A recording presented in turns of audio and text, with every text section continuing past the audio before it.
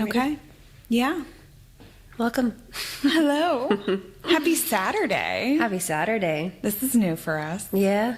It's not any different for anyone listening, though. It's definitely So not. happy Yeah, Tuesday so to happy you whatever guys. day you're listening to You this are on. in the future. Yeah. Future you. How does it feel? Yeah. Is it nice over there? Yeah. Fucking embarrassing. I don't know what you're talking about. I love this. I'm just me. Well, you guys, we are one episode away from finale, from my the end of the God. book. So welcome to episode 7. Yeah. We've got one more. One more after this. Yeah. And it's a doozy. And we found this coffee shop, Cafe 86. Mm-hmm. It is super cute. It's actually been around since 2014. They have different locations like all over LA. Mm-hmm. And this one in Burbank, you said just opened? Yeah. Oh my Maybe God. about like 2 or 3 months ago. Oh, wow. Because I remember I was driving to here and I looked over and it was like grand opening, and then that's when I texted you it because I was like, oh shit, okay, another shop. Another shop. They keep popping up. Oh. But yeah, I did see they had so many locations. Oh my gosh. And it's adorable inside. It is just like it's not over the top. You know how some cafes are like just, yeah. This is not. It is very much what it is, but they have so many freaking options. It's insane. Yeah. So, yeah. And they really just wanted to like bring all these flavors to coffee, to milk teas, to all this stuff, to their food. And they really wanted to celebrate like the purple yam, which is ube. And we got an ube crinkle cookie, which It was good. was really Gone. good. It was, it's gone. It's no more. And then what did you get? Shit, what did I get? It was the milk. Wait, you ordered. Oh yeah, I did order for you. I don't She needs to drink it faster, clearly needs more caffeine. You got the coffee milk tea. Coffee milk tea. Yeah. Yeah. It's yummy. I really like it. Yeah. Yeah, it's good. It is good. I've tried it. And then I got the sea salt cold brew, which is actually grown on me now. At first it was very salty and I was like, woo, that's got a kick. Yeah. But once I'd stirred a little bit more, because it had sunk all the way to the bottom, and now it's delicious and it's almost gone because Awesome. I keep drinking it so fast. Yeah, and they had so many other types of drinks like slushies, milkshakes, other things. I don't know what they were. I don't even know what it was, but it looked awesome. So I would definitely like to go back and try everything and everything. 100% we have to go back, especially because they had like an ube tres leche. I did see that on the menu. And they had a cheesecake, and then they had another crinkle thing. Oh my gosh, they had so many like pastries that I wanted to eat. Yeah, I was there's like, a lot of pastries. this is overwhelming. Yeah. So with that, I say let's go for it. We gotta go. All right. So we ended this episode with our poor Suriel passing away. And Helion found Feyre and brought her back to the war camp, where our baby Cassian is gravely injured because he went and just did his own thing. Yes. And he was like sliced basically through the stomach. And they have a healer there. The healer is stitching him back together. He's going to be fine. But everyone is mad at everyone. Like Rhys is mad at Cass. Moore is pissed at Feyre. Az is pissed at Cass. I don't know what's going on. There's so many people mad at people. It's insane. It's war. It's war. Rhys is very forgiving to Feyre for doing what she did, because he knows that she did it for a good reason, and the information she got is beneficial. Yes. Especially to Amryn, who's now going to take that and go and look at the book. But Moore and Feyre have a huge fight. Probably the biggest fight I think we've seen between at least two females yeah. in this series. And I can understand it. Like if my friend went off in the middle of battle and just disappeared, I'd be terrified, right? Yeah. And Moore is like, you're not just like Rhys's mate, you're our high lady. Yeah. You can't do that. And Reese was like, next time just leave a note. Like, we've all done this before. We've all made this mistake, but next time just leave a note. Yeah. So I can see where Moore's at, but the two of them do not resolve their conflict in this moment.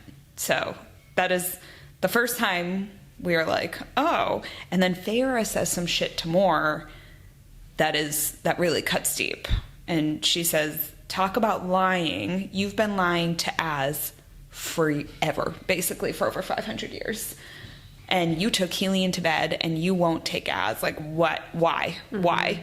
And Moore basically is like, you know nothing. And leaves.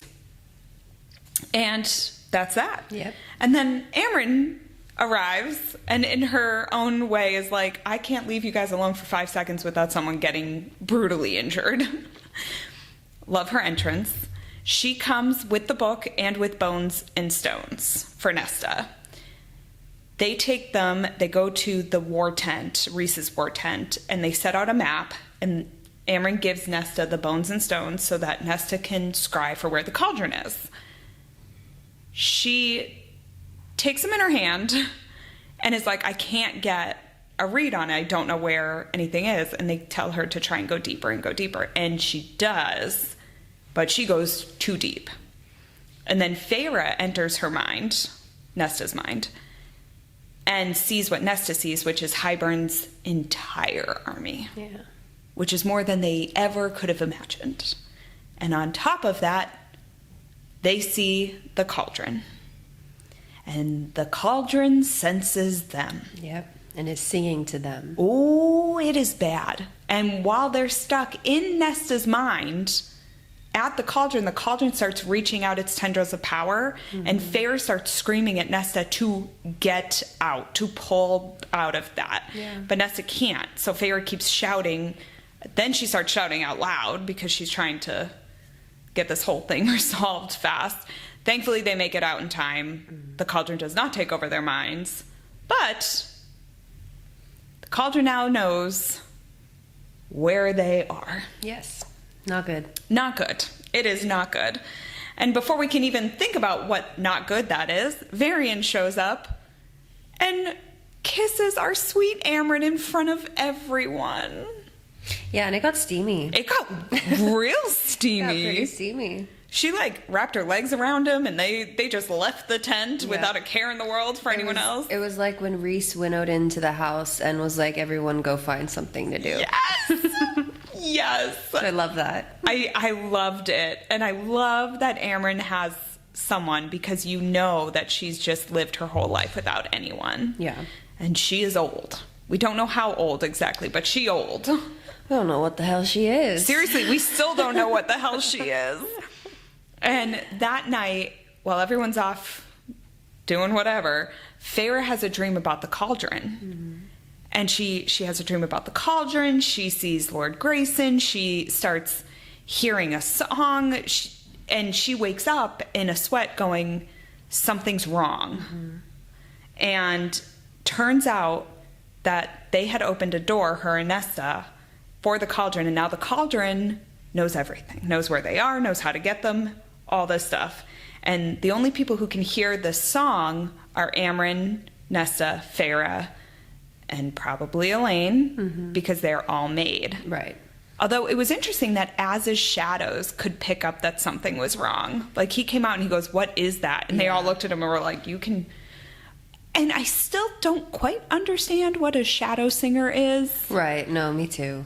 So I wish I knew more in this moment to be like, what are you as? We definitely need clarification. Seriously, on a Sarah, lot of can we things for this last book, please? Yeah, can we please get some clarification here? But in that moment, they all go, where's Elaine? And Nesta books it. And they find Elaine's tent empty. Reese winnows to where the cauldron's song ended and finds Elaine's cloak. Yep. That is still warm. And the cauldron has now taken Elaine. Not good. Not good. Not good at all.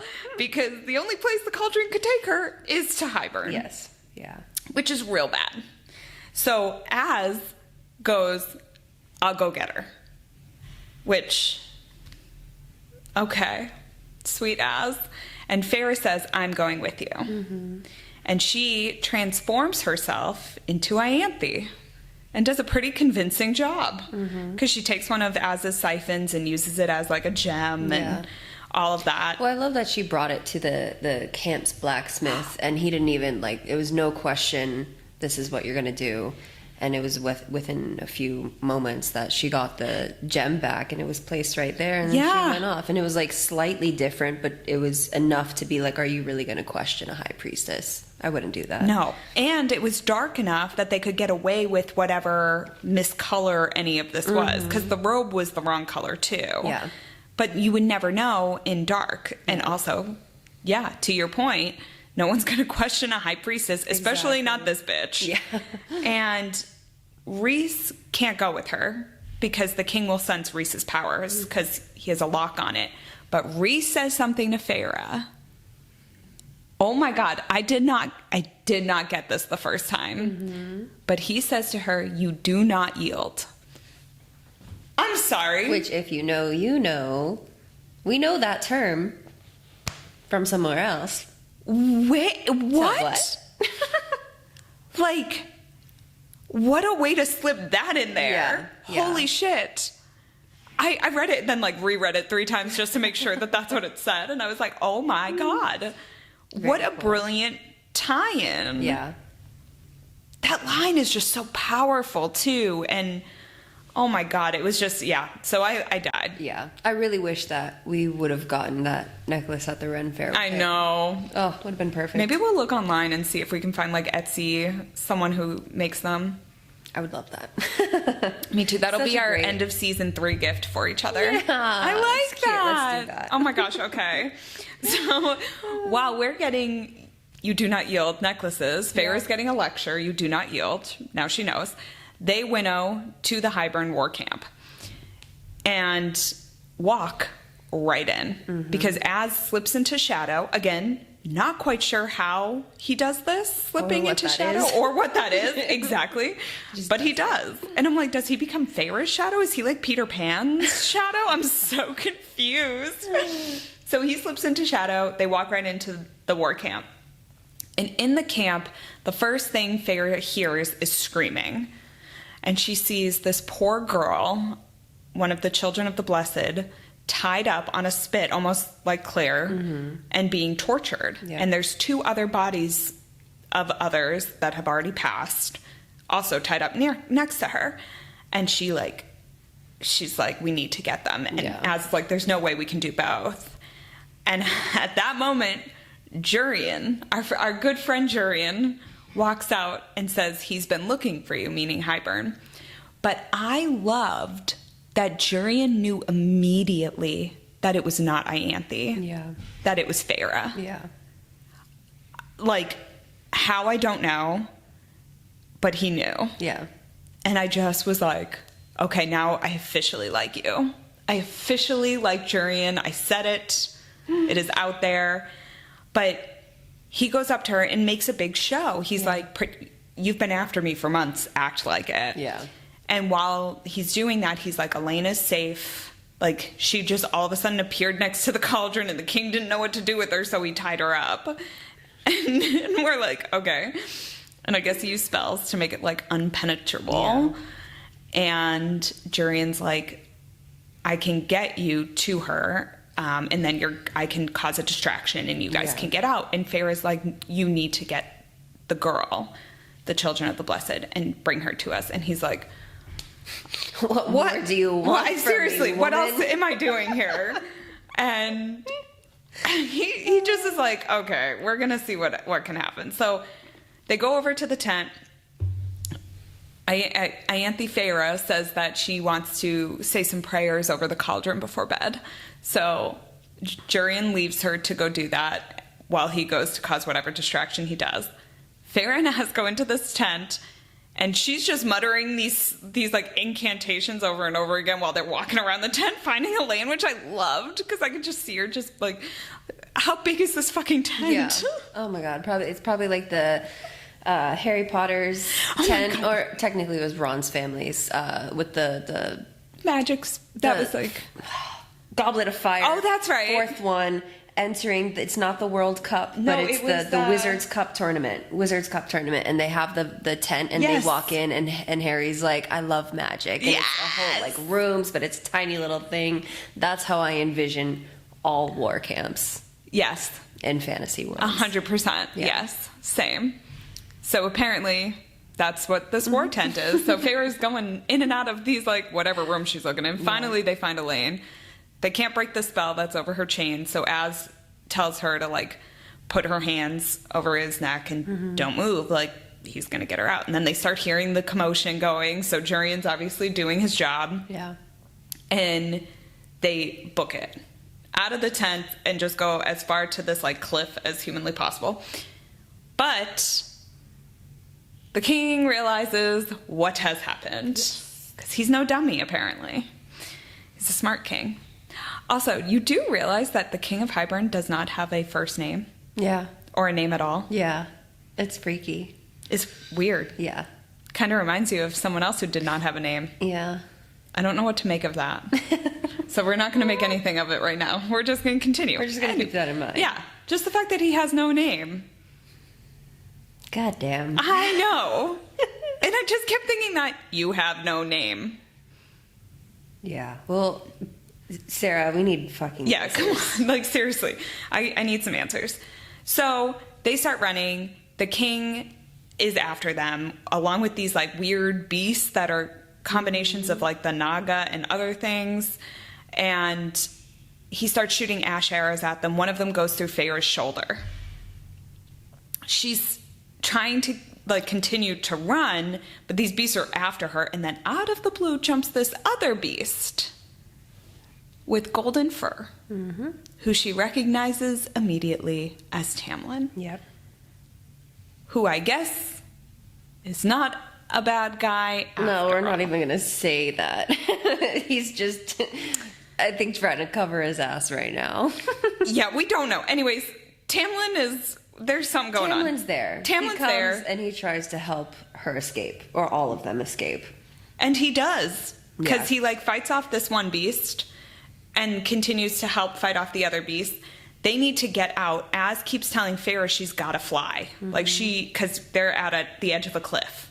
They're either going to go over or go up. And Feyre realizes the urge to learn how to fly was all for this moment right here. But she can't seem to get the leverage to get up. And also, by the way, at this cliff's edge is the girl, the children Yes, of the blessed. yeah. Jurian delivered her. He kept his word, and she is standing at the edge. So now, Az has to carry both Elaine and this chick because Feyre can't figure out how to summon her wings and fly at the same time. She's got the wings, she just can't get off the ground. And then she feels and scents a spring-scented wind Yeah. that lifts her up. So now Tamlin is sending her a breeze, which is something new, and they're able to leave. At the same time, Tamlin's able to leave too. He leaps off the cliff, and once they clear the wards, he winnows away. And once they're gone, also, poor Az has now been attacked too. It's a His nightmare. entire wings is shredded. Oh my god, his poor baby Like, he's wings. fucked. They're fucked. He's just a hot mess, and he's, like, used his siphons to help staunch the bleeding, but he's still bleeding out. It's just a disaster. Yeah. But they clear the wards, they winnow away, and they end up back at the camp. And Nesta's reaction, the minute they land, was just, instead of going to Elaine first, she runs to Feyre. And she just says, thank you. And I loved this moment at the end of this, where once Feyre is, like, patched up and Az is off getting his healing, they go and they lay down in the war tent, and Feyre lays down first, and then Elaine lays down on one side, and Nesta comes and lays on the other. Yeah, like they were kids. Like they used to do at their home. How sweet. That got me. I choked up. I'm not going to lie. I did tear at, like, multiple parts in this, and I was like, what is going on, Haley? I thought that was beautiful. Yeah, definitely. And really shows their relationship, and, oh, yeah. So I loved that. The next day, you find out Khalees's army has also joined. He's now there.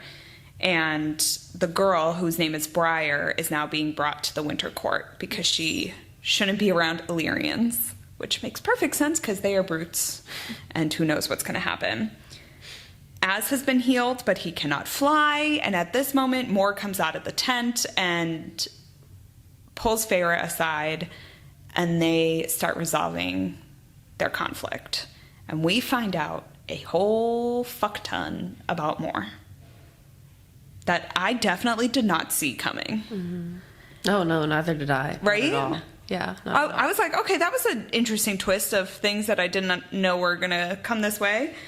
But you find out that Mor does not love Azriel, which we knew, but she loves him as family. Mm-hmm. But she can't love him because she's interested in females. Yes.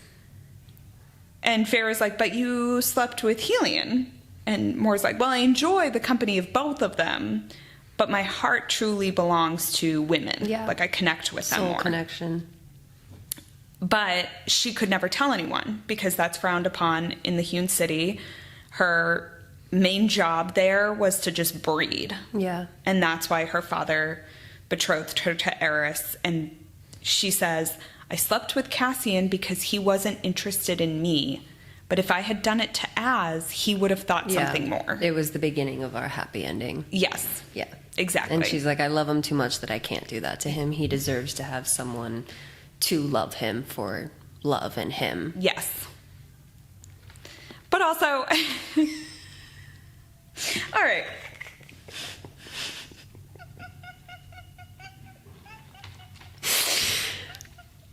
But also, we're just gonna leave it at that. I understand that so hard. Seriously, though. I don't. Oh, man. I honestly can't. With, this whole, like, weird So incestual family is just such a... I'm sorry, but you can't? Just once. Let us know. I'm sorry, but if I saw the way he looked... Yeah. Girl. Mm-hmm. Also, you've had 500 years to tell him you weren't interested. Yes, that is true. I'm sorry. But if you told him this from the beginning, then gave him the opportunity to start moving on, you could have probably done something post making yourself clear. And got to experience it. Yeah. Yeah. Exactly. Yeah. And yeah, that kind of drove me nuts too.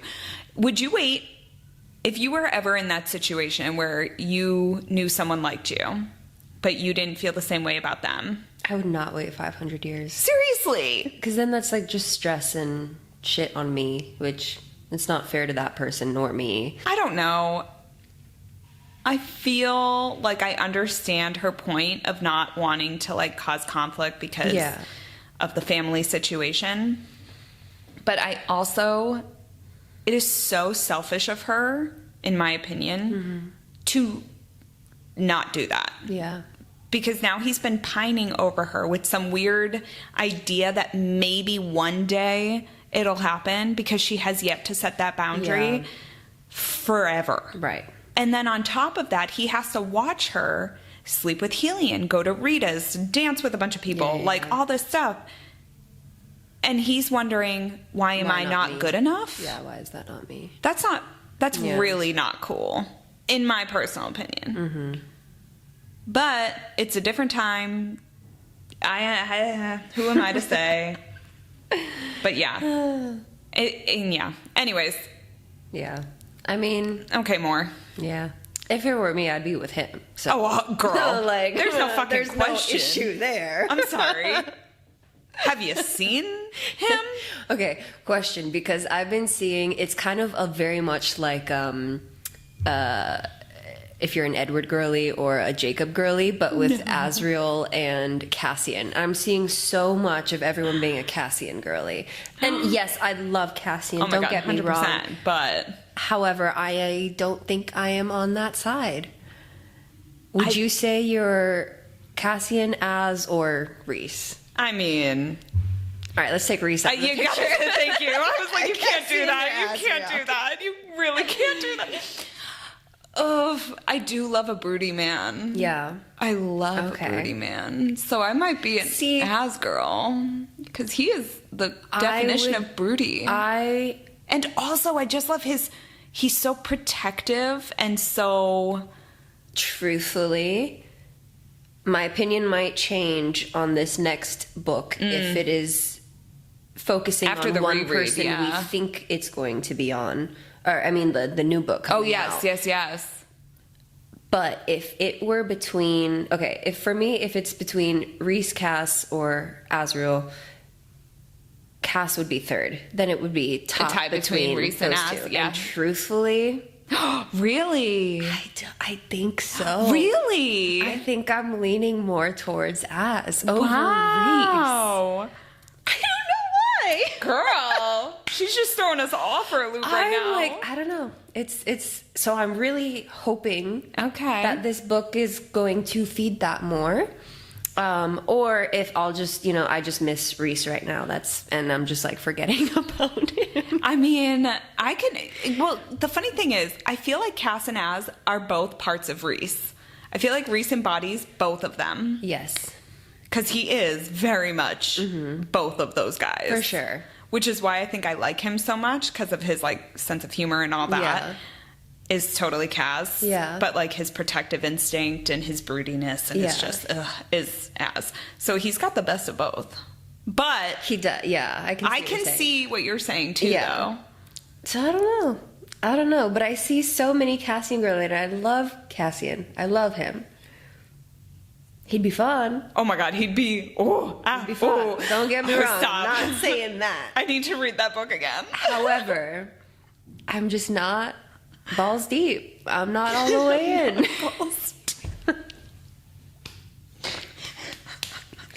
All right. Moving on. I can't. My brain is so dirty. Oh, I just went down a whole rabbit hole. Holy fuck. Okay. Who cares about the rest of the book? Let's continue Seriously. talking. Can we just talk about this? Yeah. I'm fine Oh with my that. God. I'm dead. Wow. All right. Yeah, so basically other shit happens and the end. Anyways. Are we supposed to get back to more now? Is that where we're at? I don't even I don't know. know. Anyways. So that's going on with Moore and Az, and Yeah. we don't know. And you find out that Moore goes to Rita's because Rita's is very much where people like her hang out, she Yes. says. And then she says that she was jealous of, I'm never going to remember their names, but the two Peregrine from Miriam and Draken's army. I don't remember. Oh my gosh, my brain is dead. Anyways, she always said that she was jealous of their relationship because they were so out and so open, and she always wanted that. So then she did allow herself to have one big tryst, and it was with one of the human queens. Yeah. Okay, so she has a tryst with Andromache. a drama key. That's a great way to remember a drama queen. That's so good. I love that you came up with that. We're gonna have to come up with that for like every name, Seriously. in any character or fantasy. Oh my god, that would be so funny. That's a fun game. All right, we'll do All that. We're gonna do that. Anyways, she was one of the human queens. She was beautiful, young. Moore fell in love with her, but she knew that she could never be with her. Yeah. So after the war, she left, and then she always regretted it. So one day she went to go back, but found her married with 2 kids. 5 kids. 5 kids? Jeez Louise, this woman got 5 busy. kids, yeah. And And a husband. a husband, yeah. And Moore left without saying anything. It reminded me so much of Asterin's story and the lover. I'm like, oh. Oh my god, I know. Because by that time, the wall for Moore was had closed. gone. She couldn't, She like, couldn't she go physically over. could not go in. I know. Yeah, so she had to see it from a window.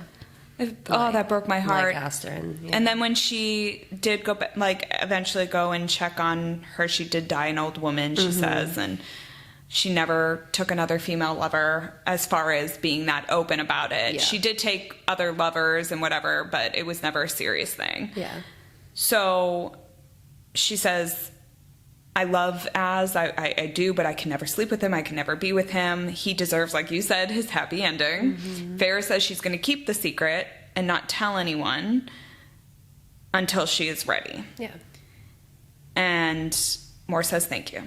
And then they kind of just go on, and you find out right after this lovely backstory of Moore that you find out that Hybern's army has now decided to change routes. And no one can figure out why until they realize that he's no longer marching straight to the spring court. He's going straight into human territory, to where Feyre's family lived, to that village. And he's going to destroy everything. So they make a plan that everybody who can is going to winnow into that village and take as many humans as they can, and they're going to bring them back to Summer Court, to Adriata. And they spend the whole night doing that. And basically deplete themselves, because Hybern knows that that's what they're going to do. He's setting them up to be destroyed. Yeah. And that night, Rhys falls into bed, just completely passes out, and Feyre realizes that there's one more move she can do, and that is to go get the Ouroboros. So she winnows to the Court of Nightmares and climbs up 1,000 steps to face this mirror. And when she gets there, all she sees is this big mirror that's taller than her, and it's got a serpent that's eating itself, is what rims the mirror. And when she looks in, she just sees herself. But then she describes this beast coming off the wall, and it's scaled and fur, and it's just a whole bunch of weird things on this beast. And it's creeping up behind her, and she just stands in the mirror waiting for it to get close enough. And then when it gets close, she turns around and goes to stab it, but it's not there. And when she turns back to the mirror, all she sees is no longer her, it's just the beast sitting there. And she goes, I realized then that it was me, that this was what lies underneath my skin, underneath my surface. And she faces it, she faces the mirror. She then brings it to the carver, she winnows into she walks in to his little home, and he says, you did it. And he will honor the deal, the bargain. And he was like, I don't want the mirror, I never needed it, but you did. And Feyre's like, I'm still not in my body, but at that moment felt a lot of rage. And I was like, you go, girl. And he says it's rare to find a person who can face who they truly are and not be broken by it. Which, holy fuck, that is so powerful. It's insane. Also, before this, side note, because when they go back, Amren has a plan, which she had found when she read the book, where it was like, okay, in order to defeat the king, I know what to do, and it's going to involve all 4 of the maid girls to get to the cauldron.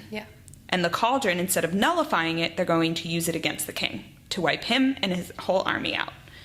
So, after Feyre returns to the camp with this new addition to their army, the goal is to get the king and the army distracted enough that Amren, Nesta, Elaine, and Feyre can get to the cauldron. That is the main goal.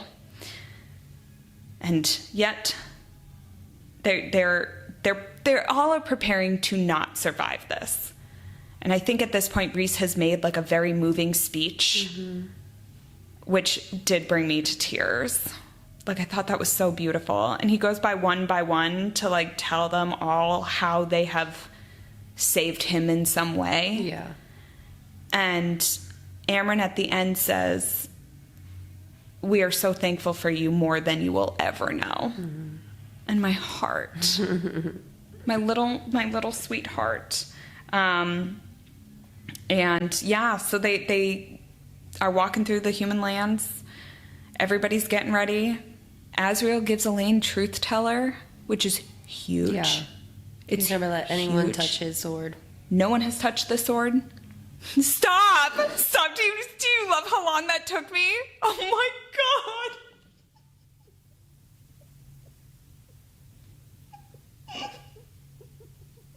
I'm so done with you today.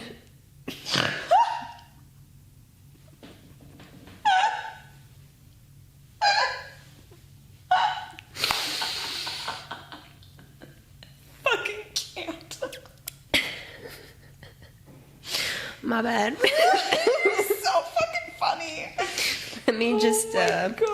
reapply my lip gloss.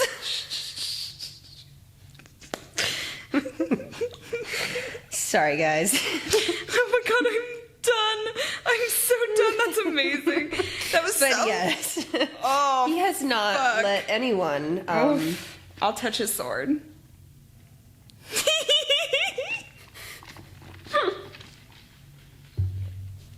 Yeah, so that's a really big move for Azrael. I can't. It's a really big move for him to do that. Yeah. Yeah. Anyways, we don't know what that means. Next book, please. So they all go to face Hybern. Oh, shit. And Feyre reveals her mating gift for Rhys, which is a tattoo on her back, but it also serves a dual purpose as her bargain with Braxis and the Bone Carver. And she tells Rhys that she faced the mirror and she faced herself, and she found that she loved the good and the bad. And he said, "You love the bad?" She goes, "Especially the bad." And holy fuck, how powerful of a quote is that? Yeah. Oh my God. We'll talk about that later. But yeah, as they start removing the shields, Feyre lets her glamour go. It's revealed to be the Bone Carver and Braxis. Everybody on the battlefield fucking freezes. They're like, what just happened? Yeah. And then Rhys says, "Well, I have a mating gift for you too." And who should appear but the Weaver? In which the Bone Carver then starts retreating because he's like, no. Yeah. But that's why Helion was in the middle the day that Feyre was with the Suriel, was he resent him to make the bargain. Yep. And she will be free of the middle after she fights. And I love that, because then the three creatures just go for it and fucking start annihilating everyone. Yep. And it's awesome. It's like Avengers Endgame, but better. Oh, so much better. So good. And the fighting is literally as bad as everyone thought it would be. It is not good. The High Lords are trying their best to put as much power as they can, but Rhys hasn't used his full power yet because he's waiting. And once he starts sending out his power, the Illyrians start going, everyone's going, and then a horn sounds, and you see Baron's army come, Tamlin's army come, and Grayson's fucking human army come, led by Jurian.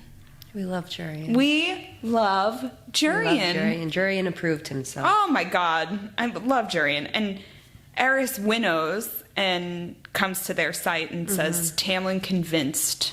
He basically dragged Baron out by his collar to get him to fight. And then you see Eris's brothers setting fire to all the ash arrows and all their ammunition, which snaps to them because that's fucking awesome. Yeah, definitely. So necessary. And as they're going, so now all the distractions happening, Amryn, Feyre, Nessa, and Elaine are like, we gotta go. They're going, they need to get to the cauldron, and you just see the Weaver making a path for them, which is awesome because that's what Rhys gave her to do. She's making this path, but as they go, Nesta screams bloody frickin' murder, and you realize you can feel it. The cauldron is getting ready to be used. Yeah. And then Nesta starts screaming for Cassian. And he comes flying out of the sky where he was with his troops and comes flying towards her just as the cauldron's power is unleashed and wipes out the entire Illyrian army that was just in the air. Yeah, that was rough. Yeah. And it was exactly where Cassian was supposed to be. Yeah.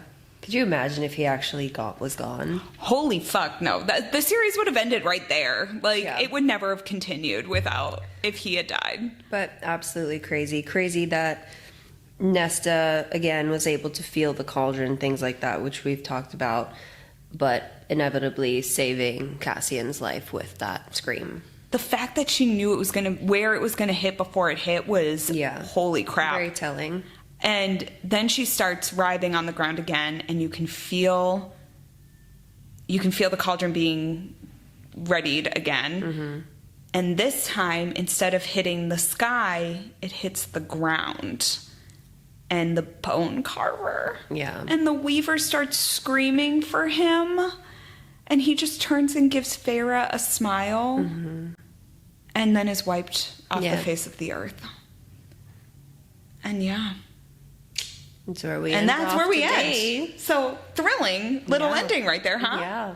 Oh my God. Oh my God. And then the next 12 chapters are chaos. Yeah. You're not ready.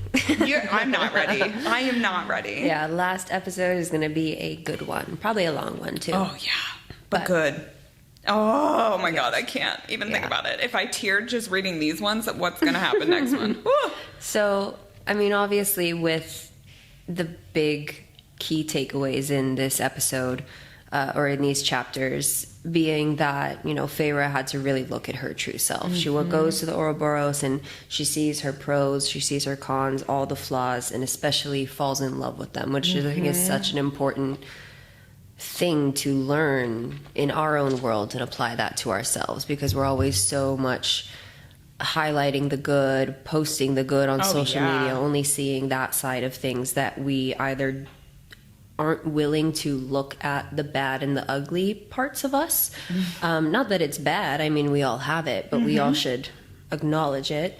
And if we're, you know, willing to learn from it, love it, because it's still a part of ourselves, and, you know, keep moving on from there. So those are big takeaways that Feyre had to do, which a lot of people don't do. So it's really, really cool to see that. Yeah. And have it be turned into a beautiful story. Oh my God. And journey overall.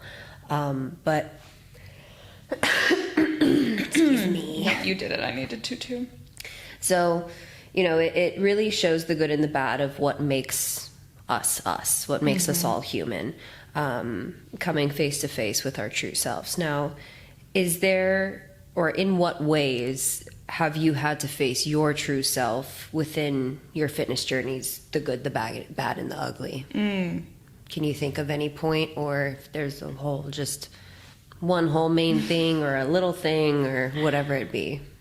Yeah, I think my main thing is, I don't think I give myself enough credit to all the work that I have done. And I think I don't let myself see the good sometimes, where I don't celebrate my little wins, even the littlest wins. And I'm getting better at it. But now I can look and be like, oh my God, like this morning I went for a run, and it was my first long run that I've done with no issues, no stomach issues or anything. And I was like, you know what? That was really good. And I felt really good. And I gave myself some little celebratory snaps for that, because it did feel good. Yeah. And I think it's hard to give yourself that acknowledgement. It's hard to see the good, I think, because we're so used to being so picky, and we're very good at picking ourselves apart, or at least I am very good at picking myself apart. And that's one of the things where, like, I've had to really come to the realization that I am doing so much better than I think I am in my fitness journey, in life, and all that stuff. But definitely in fitness, I am listening to my body more. I'm being more self-aware. I'm not pushing myself the way I used to. I'm taking days off. And that also goes hand in hand with the bad, because my bad was the fact that I used to push myself to a breaking point all the time. Yeah. I couldn't stop. And this is literally up until a month ago, when I got really sick and had to relearn things. I have to take things easier now. Yeah. And that's my bad. That's really, when I look in the mirror and I see that. And then I also see the parts where, I don't hit my goals. I wake up late, or I put off going for a run and then just don't do it. And then I'm not, there's some days where my discipline is out the window. Yeah. And that's a me thing. That's no one, I can't blame that on anyone else. That's 100% me. Yeah. And so you have to look at certain things, and you're like, okay, what can I face? Right. And be like, okay, I can do better here. Yeah. Or I'm doing really, really good here. Let me give myself some credit. Right. And and I think that goes so much into being honest with yourself, and that's a big part of what Feyre had to do with looking at herself in the mirror, seeing the good, seeing the bad, accepting it, loving it. Yeah. Is you have to be honest with, okay, what is the bad? Even though we don't want to see it. What's the bad? What's the ugly? Exactly. What's the terrifying? Oof. What is all of that? Are we willing to even look at it and acknowledge it and then go from there? Yeah. But the honesty with each other, each to yourself, is the biggest thing. And I think it's one of bigger sorts of respects that you can have to yourself. Of one, how honest can you truly be to yourself, and kind of going into what we've talked about before with can you keep the promises you set for yourself? Yeah. And that all goes hand in hand at looking at yourself in the mirror and being like, hi, who are you? And I know you're really good at knowing yourself. That's something that I loved when I first met you, is like you have this self-awareness, not just in fitness but in life, where you can look at things honestly. And I don't think when I was your age I never did that, so I was like, what the fuck, who is this girl?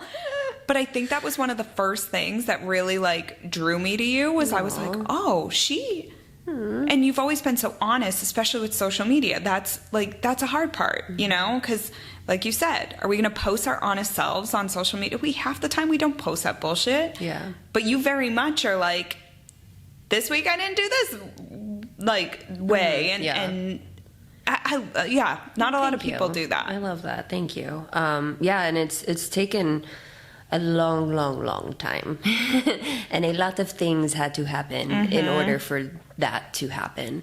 But yeah, and it's funny because I just posted on my story, because I have some ideas that I want to run through, that I want to pursue in certain things, and it's going to bring a certain look onto my page, and I'm like, do I do this? Do I keep it the same? I don't know. So I posted a poll on my story asking some people's opinion, and I'm very much aware that, like, to me it's cringy asking, like, hey guys, can you do me a favor, ask this? I don't know why, it just is to me. Asking for help is cringy. Oh my god. Maybe that's the thing. Do I know that? But yeah, so I asked a question asking, is my Instagram like do you prefer it to be fitness only, or do you want to see the other things that I do? And every single person, and I got a good response, like 20-something responses, which never happened. So thank you for that.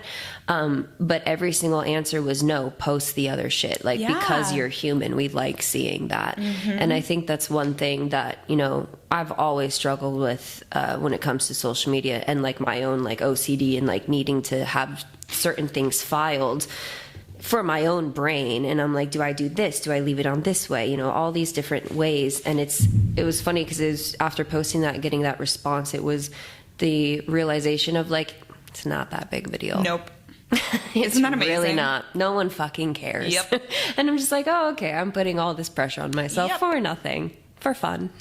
So yeah, but even then, having to look at me and being like, okay, well, what do you want to represent? Yeah. Especially online, but let alone all of that talk, it's definitely, it's more comfortable being more human and real on that side of things, and not feeling like, super bad imposter syndrome. I think we've already talked about that and how much we struggle with that already. But at least syndrome. I don't have to worry about that part. Yeah. I'll worry about it in other things, but at least I know in one area I'm okay and I don't need to stress. Yeah. But it comes with, time and experience, and I still got a hell of a lot to learn and go through. So it's cool to, have that now, and be able to know that I'll still be okay in the future.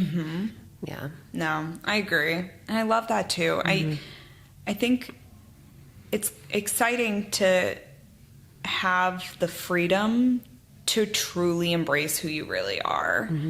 And I think that's what Feyre was given in this moment of looking in the Ouroboros, the freedom to be who she truly is, because she's been everything for everybody else. Yeah. And she was able to look in this mirror and see all the selfish, the shameful, the good, the kind, whatever. All of it. Yeah. And she was able to look at it all and to be like, no matter any of my experiences, no matter all the shit that I went through in my life, no matter any of it, this is who I am. Exactly. And Yeah. I mean, we've all been there. We've all done shit and been through shit and all that stuff. And to be able to look at ourselves after all of that and be like, I'm a culmination of every single life event, and I am wonderful just the way I am. Exactly. Yeah, I think that's great. Yeah. Yeah. Yeah. So we have some questions for you guys now. So obviously, Feyre sees her own monster in the mirror. And you don't have to answer this online. You can keep it to yourself. Yes, these are just to think about. This is just stuff to think about. We know how online works. Oh, God. So Feyre sees her own monster in the mirror. Have you come face to face with yours? Ooh. Yet? Question mark. Yeah. Yeah. Think about that. Yeah. Second question. How honest are you with yourself? Be honest. Dot, dot, dot. I was proud about that one. That was Anyways. good. That was really good. Next question, last question for you guys. What is your proudest fitness moment? This is one that we want to hear. Oh, yes, so please. either email, comment, whatever is easier for you. Would love to hear that. We would love to hear that. Yeah, that is kind of wrapping up today's episode. We've got one more episode for this season. So we actually have another /favor for you guys. Yes, please. So first announcement being that, next week is our last episode for this season. Then we'll take a little break, and then we'll come back with season 4 for A Court of Silver Flame or Frost and Starlight. Thank you. Which is also probably going to be like 3 episodes literally. long. So that'll be a very quick one. And then we get to the final book, and then who knows where we go from there. Oh yeah, we So should do very a poll exciting. of which series we should cover next. Let us know too. Ooh, yes. So our question with that is, with the fitness talk for next episode, we want it to be a little bit more interactive. So if you have any questions regarding anything fitness, wellness, lifestyle, whatever it is, let us know. That way we can see it all and then apply that to our episode next week. Yes, please. For that finale. And then secondly, is our bonus episode this week, or after this season, is going to be something different. It's going to be fun, though. Oh my God, so excited. Clearly, you've seen the progression we've had from season 1 and 2 to season... I'm so sorry, you guys. I just hit the mic. We're going to keep on rolling like it didn't happen. So yeah, the progression from season 1 and 2 to 3, our studio and how everything looks. And this is something we are both extremely proud of. Yes. But we thought it would be a good video too, because we are 2 girls who don't know shit about technology. No. I still don't know shit about technology. Absolutely nothing. It's horrible. So we're 2 people who set up a podcast all on our own, and we thought it would be a fun bonus episode to show how that happened and kind of equipment wise of what we learned, what to do, what not to do, to help those who want to also set up their own podcast in the future and who don't know shit about technology too. It'll be super real and raw and honest and probably a lot of cussing. So that's your fair warning for that one. But if you have any questions for us on how we did our setup or what equipment we use or editing or whatever it be, that's your time to ask us. Yes. So we will be answering those questions on that bonus episode, which will be about 2 weeks from now, maybe 3 weeks realistically. In June. Yes. But yeah, that is all. I guess we'll finish off with our Thorn and Rose. Yes. Only this one in next week. What would you say yours was? There were a lot of thorns in this episode. So many thorns. The thorniest of the thorns. There were so many thorns. I think I want to say this is my thorn, but I don't know if it is a thorn, but it's the carver dying because he had just gotten a chance to be out there. But then at the same time, the carver always wanted to know about death. So I'm kind of like, that's not really a thorn to me. Mm-hmm. But yeah, I don't know. I just loved him, and I would have liked him to I would have liked to see what would have happened. Okay. Yeah. I don't know. Maybe. Who knows? Anyways, that's what I'm going for. My rose. Ooh. Feyre and the Ouroboros. That whole journey. That's for sure my rose. Nice. My rose would be the one Nesta running to Feyre, hugging her, and thanking her first. And or the three of them sleeping oh my God, on the thing. I forgot about that. Thorn, the entire Aurelian camp being destroyed. Yes, sorry, because if those men looked like Cassian, Azriel, or Rhys being Aurelian warriors, goddamn, that's a lot of beautiful people that have gone. I'm so sorry, but that's my honest reaction. Oh my God. That's some good looking people gone. I love you for that answer. That's fucking awesome. I'm just being real, dog. But who's Bob? I said dog. D-A-W-G. Dog. Whoa. Okay, dog. All right, we gotta go. We'll see you guys next week for the season finale. We'll see you then. Oh my God. Of this season, yeah. Of the Brews, Books, Barbells podcast. We need to go now. We gotta go. All right, see you next week. Goodbye.